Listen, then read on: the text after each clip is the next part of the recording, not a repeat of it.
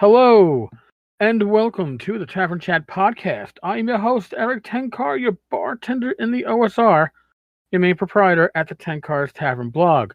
We are continuing our series of interviews with the designers and makers of OSR RPG material and beyond. Today, our special guest is Tom Knauss. Tom, how are you? I'm doing great. How are you? Good. You're primarily known for your work with Frog God Games, am I correct? Predominantly, I do a little things for other people, but 95% of what I do is for Frog God Games. Okay. Well, now I'm going to set you up with the 5 questions that I'll be asking everybody that sits on the other side of this virtual table. Okay. And it's just to give a little background of you, and then we'll go on from there. After the initial questions, it's kind of like a hex crawl. That's fine. Freestyling. No problem. Freestyling, the way it should be. All right. Tom, your first question. Tell us about your first RPG experience. I was probably about 13, and we had friends from the city who would come over periodically. I live in New Jersey, and they would periodically come over and stay for the weekend. So they brought this game called Dungeons & Dragons with them. It was in the old blue box. I remember it. We didn't even have the polyhedral dice. We had to use Monopoly dice because we didn't have any available. So they say to us, nice. And it's my brother and I, and they say, we got this game. Do you guys want to play it? And we're like, all right, I guess. We had no introduction. We didn't even know what an RPG was, So bring out this game, and one of my friends is the GM, and we started at like 10 o'clock in the morning. And I distinctly remember this. We went through the Keep on the Borderlands, the old classic adventure from that period. And we started at 10 in the morning. And next thing I know is my mother's calling. And she's like, where are the kids? My friend's neighbor who used to be, we stayed there, said, oh, they're still here. And we're like, yeah, Mom, why are you calling? Well, it's like 8:30 at night. And I haven't heard from you guys. We're like, what are you talking about? We've only been here for like an hour. And actually, like 10 and a half hours had elapsed, and we had no clue that much time had gone by because we were so enraptured with this game. We were like, I remember going through the kobold area, then we went to the goblin cave, and then we went to the hobgoblin. And I remember one of them, I don't know, Eric, if you remember this, had the ogre in it. I just remember this ogre in the room, and I was like, oh my God, this ogre's going to kill all of us. We're going to die. We're not going to finish this adventure. So that was like my first experience with RPGs, and I still remember it to this day that we, like I said, we didn't have the polyhedral dice. We had to use Monopoly dice. So we took like 3 6-sideds, and we called that a 20. So we really didn't get any 20s, but we did, it still didn't matter to us. We were just kids, and it was like, totally amazing. And I was hooked from that moment on, that I really was into, this was fun, and I really want to do this and keep playing, and I actually kept playing. My brother dropped off after about 4 years. Dude, I can relate to that, and I've said it before. My first experience was with my friend Kenny. He had the DMG and ran me through a solo adventure with skeletons and goblins, and my fighter Cyrus, which I think was named after Cyrus Vance, the vice president at the time. Scary thought, right? Or Secretary of State, whatever. And at the end, and I was stoked. I was alive, and he had to call a friend to see if I leveled up because he didn't have a player's handbook. And I was about the same age, 12, 13. I'm guessing it was around 79 or 80. I know I was in grammar school. I wasn't in 8th grade yet. So that would put it around 79 or 80. Same with me. Yeah. No, it was probably right after the DMG came out. And it was an amazing experience. It drew me in. It locked me in. I borrowed that like the following week to read it from front to back. I don't know if I understood all the Garyisms, but yeah. Yeah. All right, let's. I actually kept a lot of that stuff too from that era that I ran or I wrote, and I just look back at it and cringe. I'm just like, oh my God. But so awful. I'm going to tell you right now. Ridiculous. Listen, I actually had somebody make an offer last year when I posted up one of my early maps. And they offered to like reimagine it, but stick to what I actually did, and it would have been cool. I should have followed up on it, but I've got cringe dungeons, and literally 3-word descriptions if that, with what was in a room. Yeah. But that was the time, and that was good. That was it. We suspended disbelief then. So. Well, you had to. You didn't have dungeon terrain, and it was all in imagination. And imagination is very special because it can make memories for you that surpass reality. And I have those memories of the early games that I played in, and I can remember the smell of the room, the actual room I was in, my friend's bedroom. I can still sense that because it meant that much to me. Mm-hmm. Yeah, same for me. I still remember the room. I still remember how you were sitting, how it was set up. Even though it was amazing stuff, almost 40 years ago, I can still remember that distinctly. So it is incredible how you can just remember that first experience was just like it really literally changed my life in a lot of ways. Because I would have never met my wife if I hadn't been a gamer. Because I met her through friends I met gaming. Oh, God bless you. My wife didn't know much about gaming until she met me, but she embraced it, and I am blessed for that. If you see me at a convention, there's a good chance you're going to see Rachel nearby. So I'm lucky. Yes, I've met her several times at the con. Yes, so she's good. All right, so now what is your go-to RPG system and why? I'm going to break it down a little bit, and I'm going to say at a con, my go-to system is Call of Cthulhu. Ooh, nice. It's fun. It's fast. I'm not attached to my character. I know I'm going to either die or go insane in all likelihood. So I'm okay with that. And it tends to create the best in a short window of playing it like 4 hours in a campaign setting. I personally think it's the best game to play because it gives you the opportunity to do most of the role playing and exploring and just getting the idea of the story and coming to a rather quick resolution. So for me, that's my go-to system at con.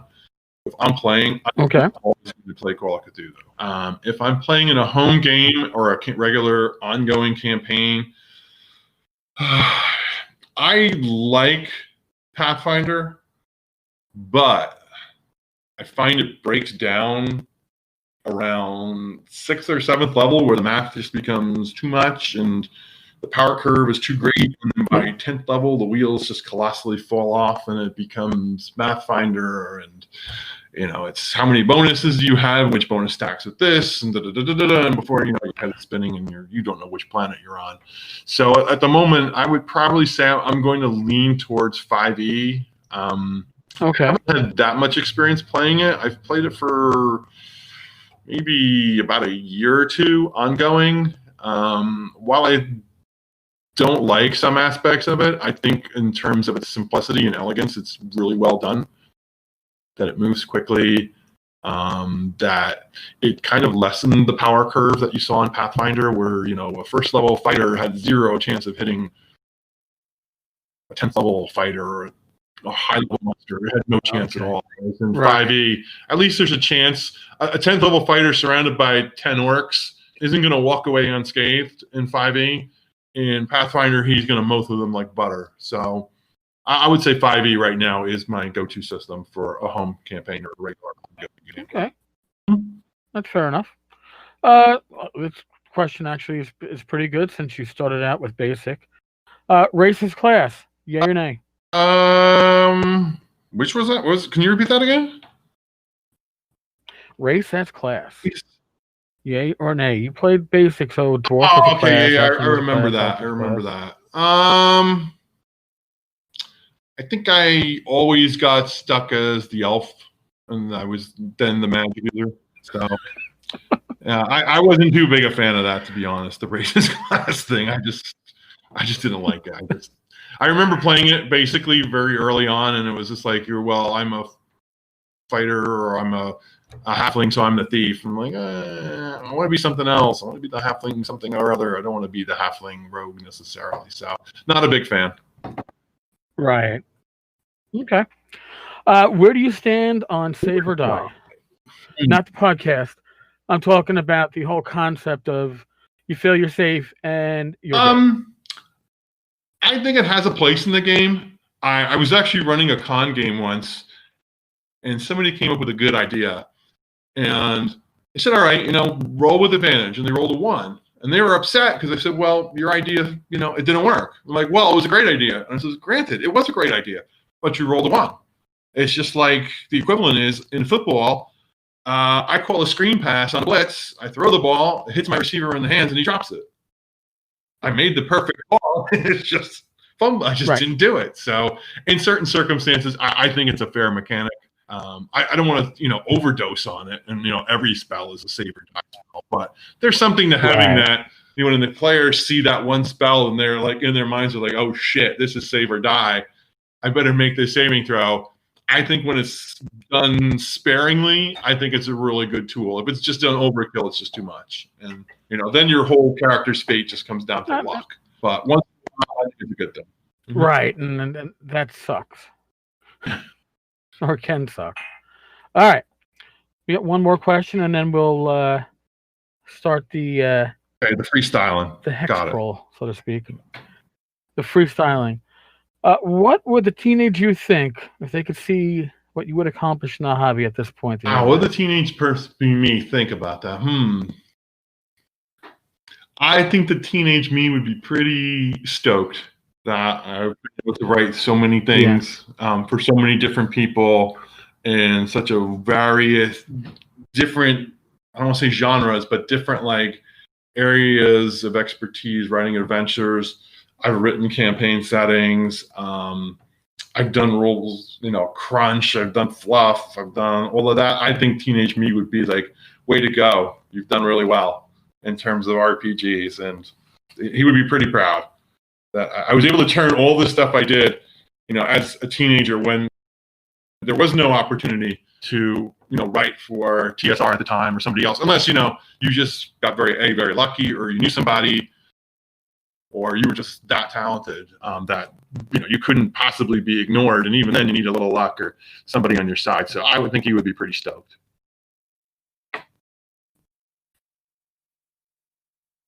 Yeah, I personally feel the same way, and I think that self-publishing and print on demand, PDFs, all this stuff has opened up a world for creators. I still remember when I was in college, there was third-party stuff out there, but if you had the professional magazines like Space Gamer and the White Wolf magazine, other stuff other than what was coming out from TSR. But the real kind of small third-party publishers were publishing stuff on one side of a sheet of printer paper and using a regular stapler to staple it together, and hopefully a game store will buy it. I remember that that's stuff. The bread and butter of like brown box and white box. Staples and stuff just put together in a box. That wasn't like, doesn't look like, the stuff you see today, where even where third-party publishers are putting out incredibly beautiful full color hardback books. So we've come a long way from that, definitely. No, yeah, I mean, like, one of the things that I collect, because I don't collect much classic D&D stuff because the market is too huge, and the whole catalog is too huge to ever actually finish it. But I collect old Tunnels and Trolls stuff, and the early modules, or even like I have an original second printing of the rules, or second edition of the rules. This is all, single sheets of loose leaf stapled along the binding. I mean, it's amazing to see when you realize now what you can get done as print on demand, where the industry of the hobby has gone is amazing. Yeah, we have come a long way. I mean, when I first started in this industry in like around 2000, 2001, almost every third-party book was black and white, and the art was varied from, I don't want to say amateurish, but amateurish to pretty decent. And now I think in order to be competitive, I mean, you need a nice-looking, flashy, killer cover with an awesome artwork on it. And if you're not doing, I remember years ago, I actually worked for Bastion Press, and that was Jim Butler, who's currently at Paizo. I believe he's their brand manager. He was the owner, and we were one of the first publishers that did like exclusively full color. and it was just so expensive though. I mean, the profit margin on it was very low because it was a fortune to print color back then, 2001 and 2002. And it took a toll financially on the business. But nowadays, if you don't have full color, I mean, I don't know if it's going to capture people's attention. Like, just a black and white book may have great art, but if people are seeing so-and-so selling a full color book with really good art for $60, and you're selling a black and white book with really good art for $60, I'm going to take the book with the color. Right. And the thing is, the color now is even different than it was back then, probably with Bastion Press, because when you first started getting color in your RPG hardcovers, it was generally a full-page plate, whereas the smaller pieces of art were still in black and white. Now you get a color book, and that's part of the layout. That's part of the actual. Trying to figure out the right word for it, but the actual page itself is colored.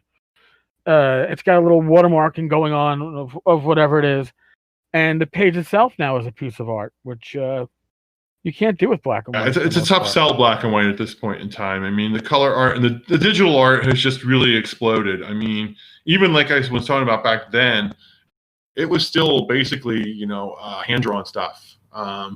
Now the digital art, I mean, some of what I see is just simply, amazing. Like some of the pieces from Rappanathic. I mean, when Zach showed me the ones by, Colin Chan, and I know Artem's done a lot of really amazing stuff. I know we have some other artists who I just don't remember their names. They're not popping in my head immediately. But I mean, when I saw some of the art for Rappanathic and I saw some of the art for City of Brass, I was just like, oh my God, this is.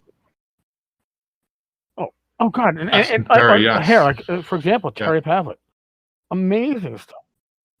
Terry has a way with the, I guess it's a digital brush for the most part these days. But yeah, we're very fortunate. We've actually picked up a lot of amazing artists over the last few years who've really turned it up a notch in terms of the art. And art is such a huge seller. I'm going to go back to the Bastion, and I hate to harp on this, but the art that was produced then was either love or hate. People looked at it, and it was a very unique style, very different.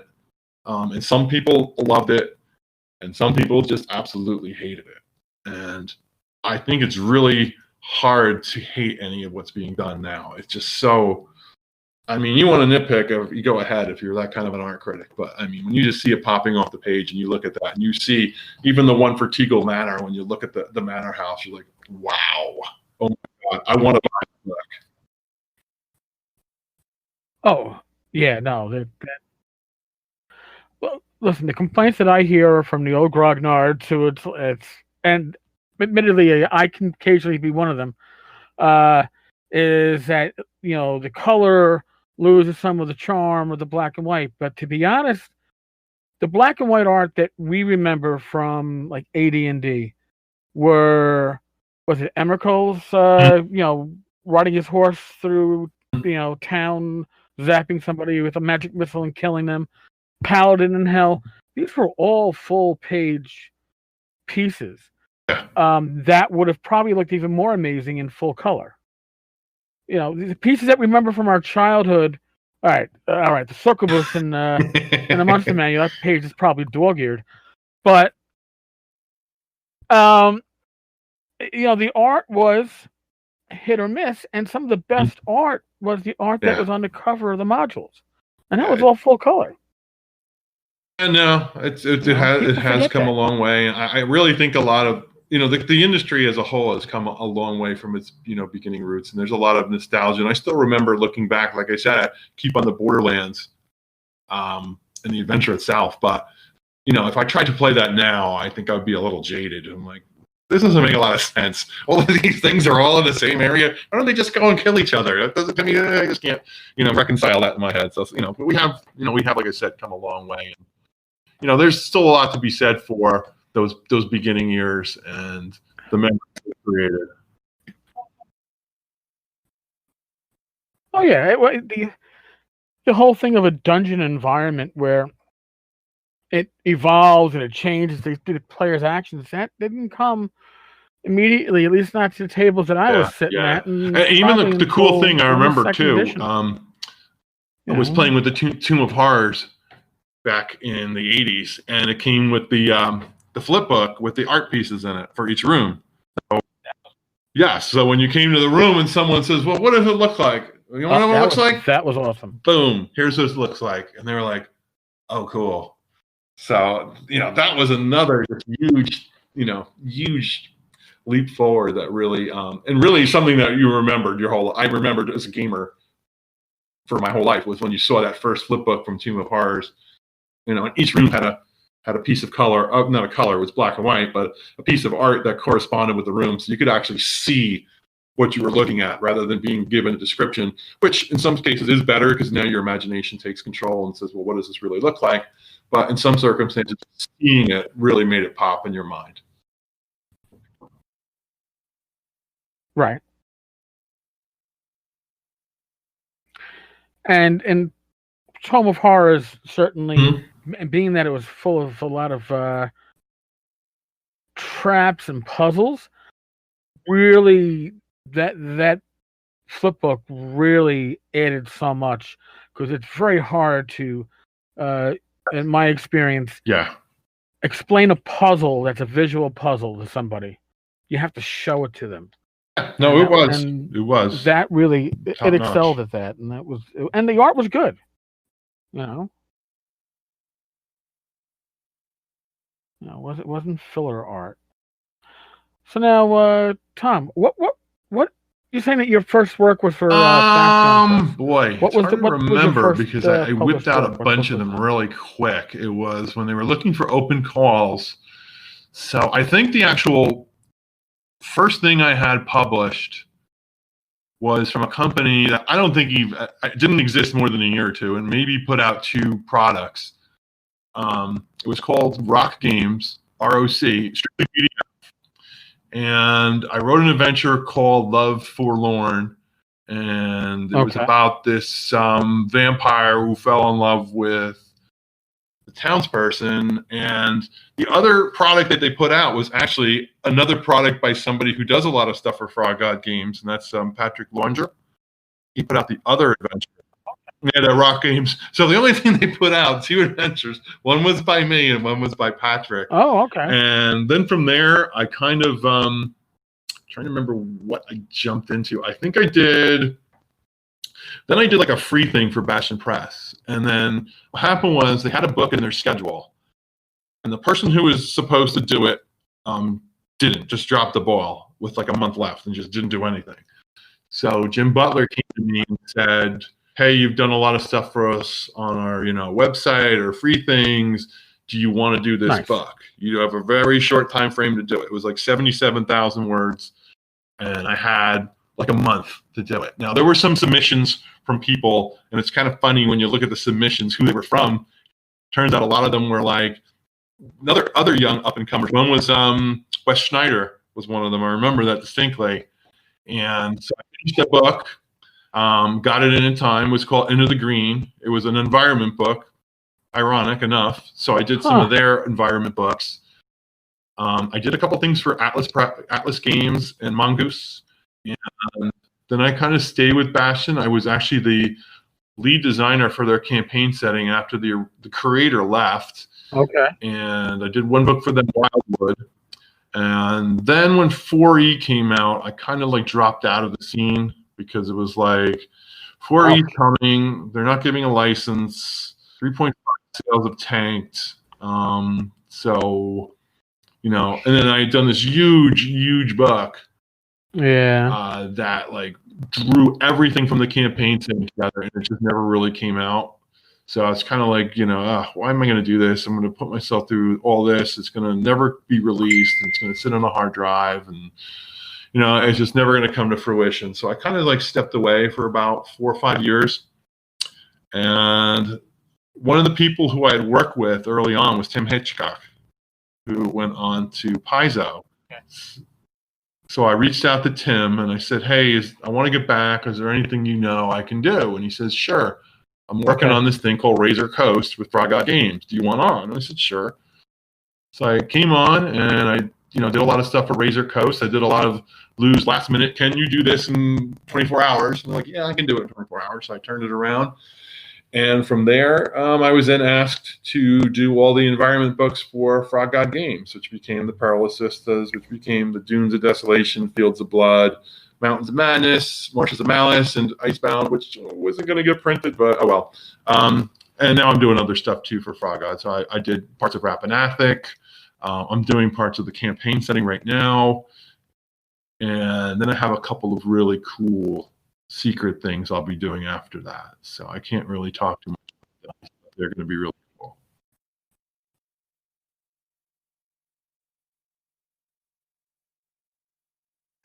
Okay. Nice. I'll try to, like, when I interview Zach, I'll try to. Yeah, no.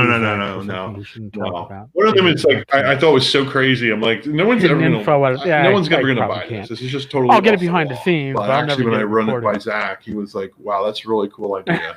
No one's ever tried it, and I think it'll be really cool if we were the first ones to do something like this. So, if it comes to fruition, I will let you know. But I haven't started working on it yet. It's just something running around in my crazy mind. Hopefully, will come on.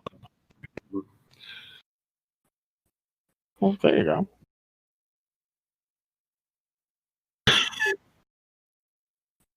I'll do that.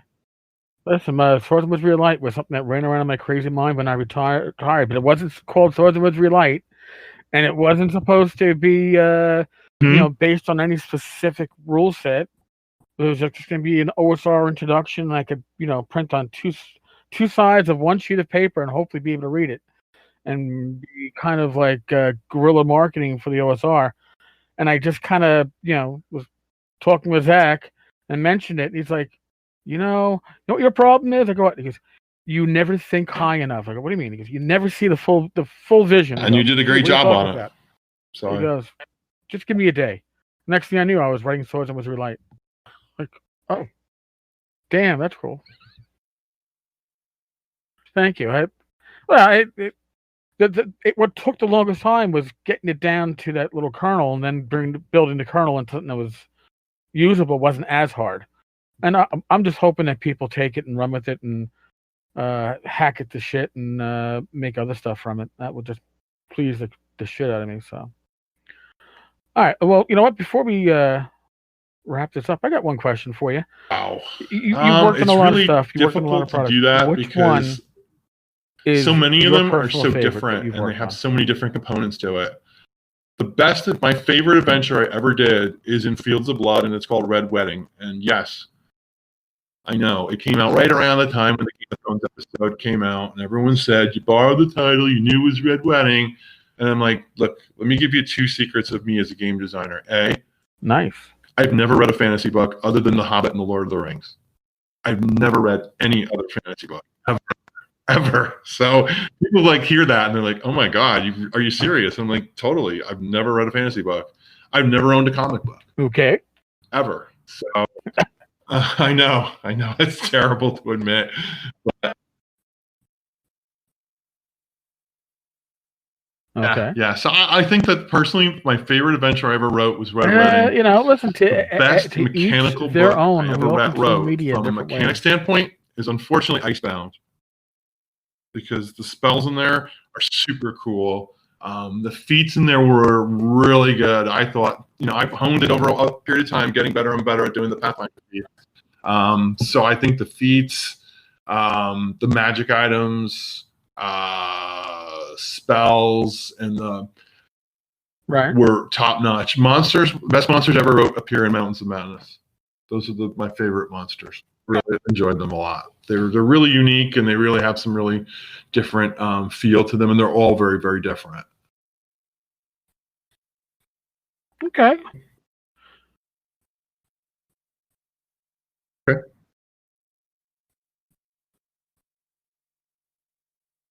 Fair enough. All right. All right. This actually gets me to one last question, I guess. Since you don't read much fantasy, and I'll be honest with you, I don't consume much anymore. There was a time where I could devour a book a day, but I'm like a book a year now. And I don't think I bought a comic book in 15 years. But I do. But not counting I am Jim a fan. Wampers. I shouldn't say that. Oh Jim my Wampers. God. All right, Hawk the Slayer. I hate to digress and do you this, watch but fantasy movies? my gaming group. Well, we've been playing together for the most part for 30-something years. With new people here and there, but by and large, the core is the all of us who grew up as teenagers, and we saw Hawk the Slayer as teenagers. And I remember Hawk the Slayer not being that good. My friend said Hawk the Slayer is great. Oh, Hawk the Slayer was amazing. Blah blah blah blah blah blah blah. It's like, all right. So what we decided to do about 9 years ago is we do what we call a geek end. Right. It's like the 6 or 7 of us go away for the weekend. We game. We go to Atlantic City too and party for the first part of it. But we game. And so the first year we decided, let's rewatch Hawk the Slayer. We put in Hawk the Slayer, and within 10 minutes, everyone cringed. Because, oh my God, this is so awful. I don't remember it being like this with the cheesy music and everything else. Oh, it was so awful. I just said, see, I told you. Oh, bad special effects, the stilted dialogue. But and listen, I just I had never seen it beginning to end until like 2 days ago. You can get it on Amazon as a download. You can rent it or own it. I said, for $10 I'll own it. I don't regret the whole thing, because if you look at it as a D&D adventure that you would have run in your teen years or played in your teen years, no. That is probably my favorite non-Lord of the Rings. It's great? The Hobbit movies are a real range from okay to good, but my favorite, and it's not really purely fantasy, was kind of a big bomb, was the 13th Warrior. I actually like that. I think it captures the whole, feel of it being in the adventure and being out in the wilderness and then going into the quote-unquote dungeon setting and fighting the big bad guy. So...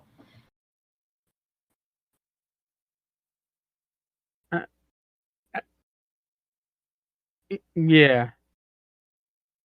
The 13th Warrior is like what an honest to God quest would have felt like if you weren't just yep. Oh, I don't know, hex crawling, but actually your group had a goal. Yes, 13th Warrior, spot on. I enjoyed that. So, all right, cool. Well, I think we're hitting right around the 30-minute mark, maybe a little bit longer.